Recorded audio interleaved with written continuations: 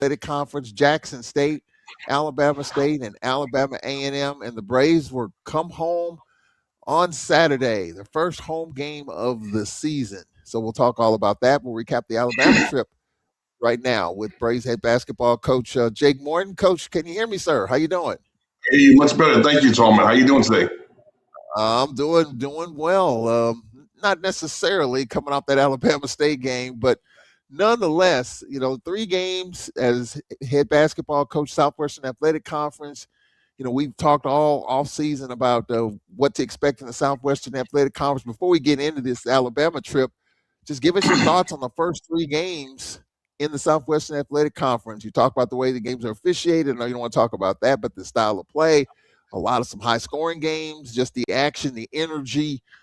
Talk about being the coach in Southwestern Athletic Conference action. Talk a little bit about that. I'm very honored to be the coach, as I've always said, very honored to have this position and to guide these young men. The atmospheres in all three of these games have been top notch, amazing atmosphere, great enthusiasm, great energy in all three buildings.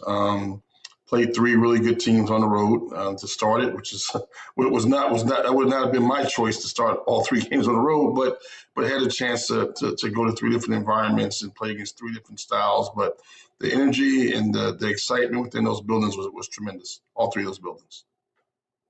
Yeah, you're talking about the Williams Activity Center, the Acadome, and the AMU Event Center. So as you look at these 2 games on the Alabama swing, coach, starting with Alabama A&M, you look at Dante Jackson's ball club, low scoring game. You were down, of course, if you look at the first game against Jackson State, down 17, grabbed the lead, couldn't finish it late. But then we're down 11 against the Alabama A&M in the second half. Just talk about A&M overall with Dante Jackson. That's his first year as head coach of Alabama A&M. What did you see in that Alabama A&M ball club that kind of gave us some problems, especially being down double digits early? Well, I mean, Dante, my hat's off to him. He's done a phenomenal job in this league. Being at Grambling State now at Alabama, and he's very familiar with this league. He's very familiar with all that goes on, the little nuances to this league. So he's not a vet. He's not a new jack by any means. He's done a great job at Grambling. He's doing a great job at A&M. He has a really good ball club. He has a very big ball club. He has great size. He has good balance with his guard play. I think that's a really, really good ball club, really, really good ball club, well coached ball club. Like I said, they have tremendous balance from guard play to big guys, size, positional size. It was a big challenge for us, and we were very lucky to come out with the win there. Well, we got off to a shaky start, coach. We were down 8-9-0, and you called an early timeout. Talk about how we're coming out of or starting these games. It's kind of been, do you want to get off to a fast start, especially on the road? And we were able to go kind of toe to toe with Jackson early, but then against Alabama A&M, it was a struggle to get it going. But once we did, we were fine. But you don't want to get off to shaky starts. Well, it's interesting you bring that up. I mean, the staff and I, we met this morning. Met this morning about that. And that was one of the things we talked about. We have the right combinations, the right people when they're starting the game. It's something that is, it's a little bit of a concern to figure out how can we go to better starts. But it's one of those things where we're going to work through it. We're going to figure it out. We have gotten off the shaky starts. We've been down in all three of our league games.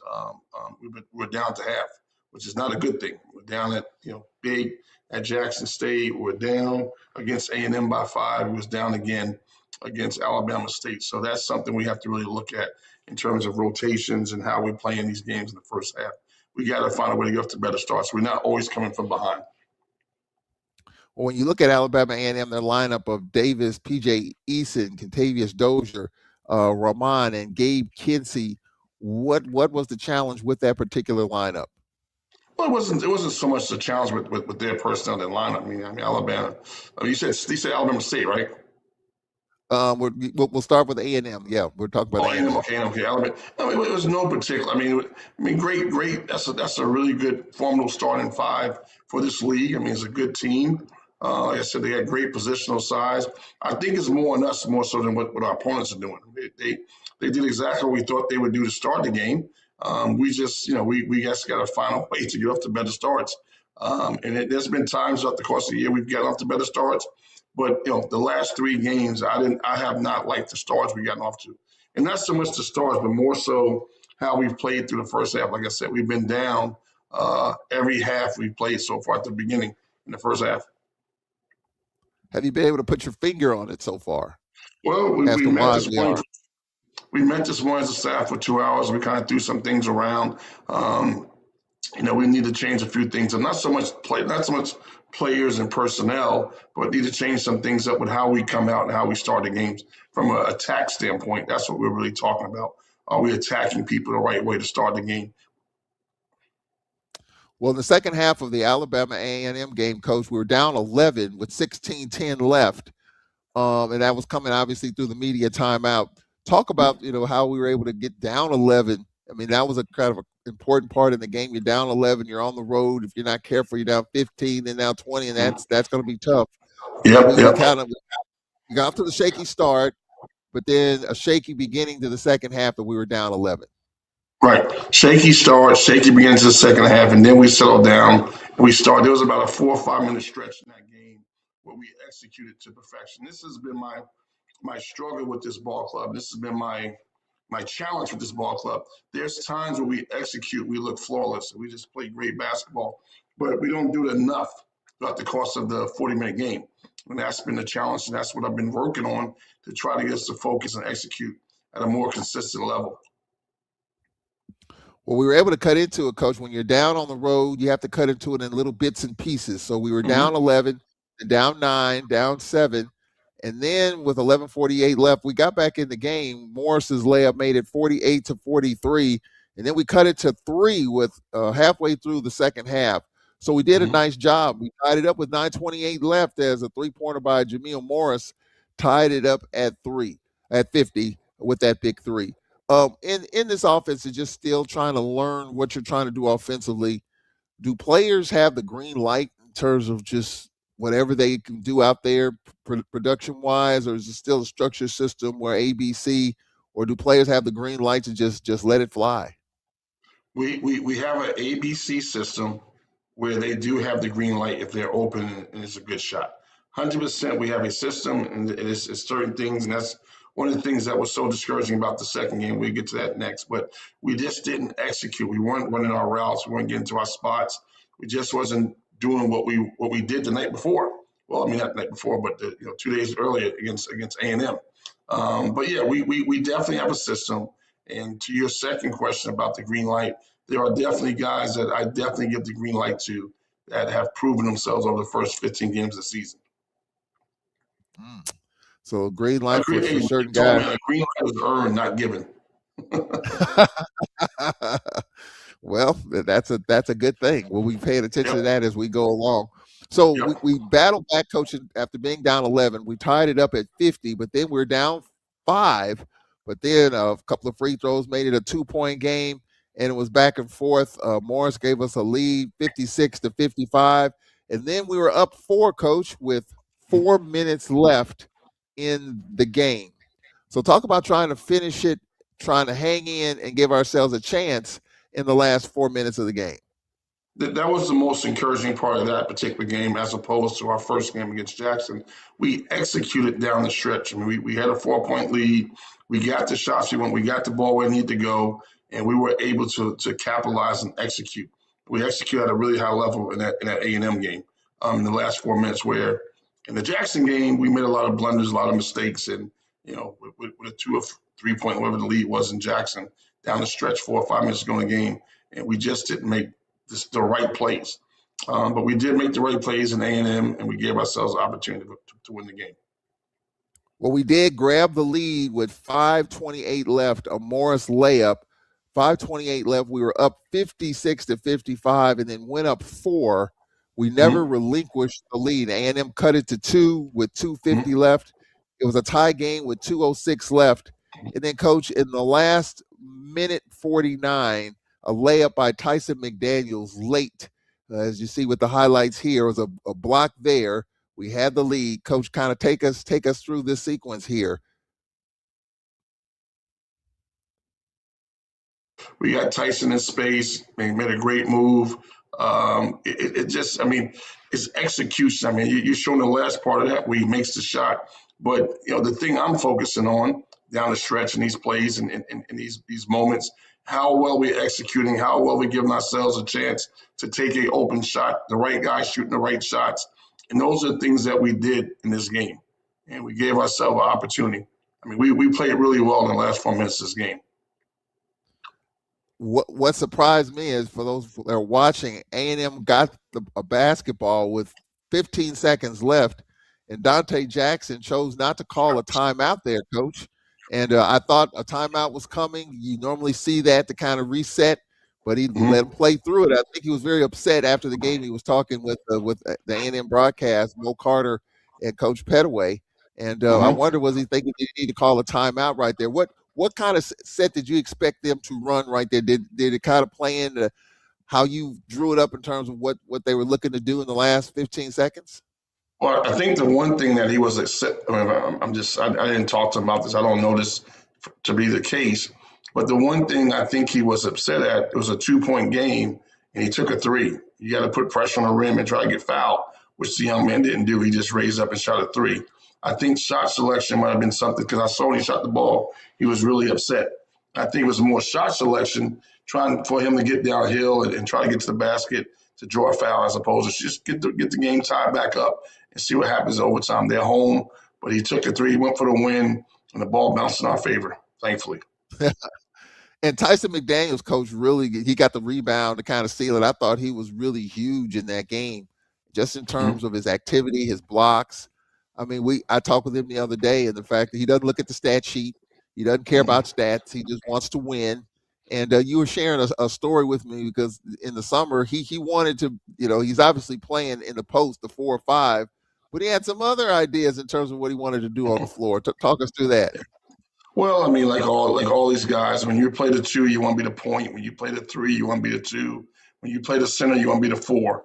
But Tyson, he had thoughts and grandeur of being a 2 guard slash point guard. And I said, Tyson, well, I want you to work on those skills. And when he got back to campus, we kind of reeled him back in, and we put him at a position where he can have some success. Tyson's been really big for us. I mean, the biggest thing with him is consistency and stop turning the basketball over. It's just that simple. I mean, he has to stop turning. He's leading us in turn. We got to get Tyson to stop turning the ball over. And I'm gonna, we meet with these guys tomorrow. We're gonna show film, and that's gonna be the topic of that conversation. He's having a heck of a start to the SWAC season, but we got to get him to the point where he had. I mean, the difference. I'm not saying the difference of the game, but against Alabama A&M, he had one turnover last night against State. He has five. So, and he's had a couple of times, but he's had five. And I know we all make mistakes, and these young men make mistakes, but we got to find a way to limit his turnovers. He's really big for us. I mean, he's a big key to what we do. Well, against Alabama A&M, Tyson McDaniels, 12 points and 6 rebounds. We were talking about it after that game. It just felt like he had a lot more than that. His activity, his energy, it kind of felt like he had 15 and 10. Just his presence out there, especially on the defensive end. Jameel Morris with 21 points, coach, and Amari Hamilton off the bench with 12. Just one of those games, coach. You hate to be down. You hate to be down double figures on the road. You Yep. know how tough that is. But this team has shown the toughness to kind of hang in there, Mm-hmm. and Mm-hmm. you mix and match, you slow the game down, you call timeout. I mean, you find a way to keep your team in the game, and that was one. You're down 11, and you find a way. There's some lessons learned coming out of that Jackson State game. Like, look, we can do this. I mean, you don't want to be down on the road, but we keep our poise, we keep our head in it, we stay positive, we stay aggressive, and we figure it out. Yeah. That's the speech, and that's what I've been kind of reiterating to these guys. Everything you said about just keeping your head, stay poised, be consistent. And we're going to get there, Tom. I like this. I keep saying I like this group. This is said 3 games on the road to start in the conference season is not ideal. Actually not ideal. It's actually really tough. And to come out of it 1-3, I would love to come out at 3-0. Love, like we talked about this in your radio show earlier. Come out of this thing 3-0, you get a home run. You come out of this thing 2-1, you get a triple. But you come out of it 1-3, you got on base. You just don't want to come out of it 0-3. and we didn't do that. Yeah. And we got on base, we were around in second, but in baseball terms, hitting that home run's a lot better than getting that triple. Those are the ones that people get excited about. But from a positional standpoint, I think we had a really good 3 game start from the standpoint of not getting swept. And we had a chance to win 2 to 3 games. Did not play well last night, but definitely had a chance to win the Jackson game. And obviously took care of business at A&M. Well, you're learning now, Coach, in the SWAC. You got games on Saturdays and Mondays. So whether you're at Mm-hmm. home or on the road, trying to get past that game you won or lost on Mm-hmm. Saturday, and to try to bring them down and Mm-hmm. build it back up for Monday. It's always tough in this conference because you're down after losing, and then you got to build it back up, especially on the road. You're traveling, Right. but then at the same time you're riding high off the win, but you don't want to be too high and lose sense of what you got coming up next. I'm sure Yeah. you've learned that a little bit here on Yep. this first SWAC road Yep. trip, especially Alabama Yep. State and A&M. Yep. I think there's only been one team so far this season. I'm not mistaken. Fact check me on this. I think Prairie View is the only team that swept a road series so far. I mean, it's what you're saying is really hard to do. I mean, there's only been one team. I'm almost positive Prairie View is the only team that they went. I think they beat Valley and they beat Pine Bluff in a 2 game road swing. That's Saturday, Monday on the road. So to go on the road and win 2 games, it's challenging. It's hard. It's not easy. And for us, it was our first time going through it as a collective group. It's the first time these young guys have gone through this together as a group. And I think I think there's a lot to be learned from this weekend, excuse me, as well as what we've gone through over the first 3 games of our conference season. A lot to be learned. And I think as we go further in this thing, I think we're going to just figure the little nuances out about this league, and we're going to make some corrections and try to clean some things up going forward. Well, let's talk about Alabama State, Coach, because of obviously the win over A&M. You want to get it done against Alabama State, but it felt like we lost 81-66. It felt like we were fighting for the dream all game. It seemed like everything was kind of hard for us. They get a run, we get a run. So when you look at this Alabama State team, one of the better 3-point shooting teams in this league, that's why they won the tournament here from beyond the arc. Palace, Mason, Standback, Simpson, and Ashdown Anderson. And by the way, we're only going to see these Alabama teams once during One the time. regular season. Yep. Might see them again in the tournament. So what did Yep. you Yep. see in this Alabama State team in the challenge? Well, you alluded to it earlier. I mean, this is one of the better 3-point shooting teams in the league. Great, unbelievable threat from the 3-point line. There's a lot of focus from our perspective to protect the 3-point line. I think we did a pretty solid job there. They only made 8 threes, in our game. But what they did do, which I was really surprised at, we allowed them to drive us way too many times. I mean, the vast majority of their offense was coming from transition. They scored 31 points in transition. And partly, this is me talking about understanding and learning the style of play in this league and our team understanding learning. I mean, we would take a quick shot and they would run it back on us. We gave up way too many points in transition, 31 points in transition, which was a big part of that was our inability to run offense. We just took too many quick shots and they would run it back at us, and which was not the way I wanted to play the game. But, we're going to live and learn. Not that we don't want to run up and down, but I want to run up and down in more of a structured manner. When you take quick shots on the offensive end, it's kind of a non-structured manner with how you can set your defense on the other end. And we just fed into it. We took way too many quick shots in that game. That led to way too many easy buckets, as well as live ball turnovers. We turned the ball over way too much as well in that Yeah, particular game last night. we have 14 turnovers, and I remember a sequence maybe 5-6 minutes into the second half. We had 3 straight turnovers, and they went on an 8-0 run off that. And that was That, that that was was that was the that key. That was the key to the game. That was the key to the game. So we were actually playing really well. I made a substitution, and we had 3 straight turnovers. They were on that run. It went from 5 to 13 before I can make a sub. I mean, literally went from 5 to 13 before I make a sub. And that was the key. I mean, 3 turnovers. They banged a couple of threes, got a layup, and then we would at that point we were fighting uphill. I mean, we had a good command of what was going on before that moment, and the game was kind of swinging back to our favor in terms of how I needed to be played down the stretch. And we got into that rat race and turned the ball over 3 times, and that was the difference of the game. And that was on us. I mean, I watched on. It's nothing they did. We just turned the ball over and we got lax. The one thing that's the hardest thing to defend in basketball is a live ball turnover. You can't defend it. I mean, you cannot defend a live ball turnover, and that's what we got ourselves into. We had three live ball turnovers, and we put ourselves in a position where we couldn't set our defense. The other thing, coach, when you look at the final numbers, it was 81 to 66, Alabama State. We only shot 37%. And so I hear Mhm. coaches talk about you shoot 40% or better, you're going to have a really good chance. And sometimes you Correct. 48% lose, but this is one of those games just we couldn't get shots to fall. We did miss some easy opportunities, but we only shot 37% for the game. Was that a little bit concerning for you? It's not a concern as accurate. I mean, we shot 30. It was not a concern. I mean, we missed shots, uncharacteristic shots that we normally make. We missed. I mean, we had shots at the basket, not the buddies I'm talking about in the post, but like, layups in transition. We were ahead of the defense and we're missing shots. I mean, we missed three or four of them and they converted them into points. Guys that, I mean, Shane Lancaster, these guys, Travis Roberts, these guys who are good shooters, Davion and these guys that are really good shooters didn't shoot the ball well. Amari didn't shoot the ball. I mean, we had our guys that make shots normally didn't shoot the ball well last night. So it put a lot of pressure on defense, as you know. And like I said, those quick shots are what got us. Our inability to execute and taking quick shots, which led to things that we just couldn't defend in those live ball turnovers. I mean, we put ourselves in a position where we were on our heels most of that game. On our Yeah. heels, just running back, trying to defend the line, trying to set our defense. And they like to play fast, which is fine. But we just didn't command the rhythm of the game the way we needed to. Alabama State won 81 to 66. I guess one of the bright spots for me, coach, we've been talking about different players trying to get going. Travis,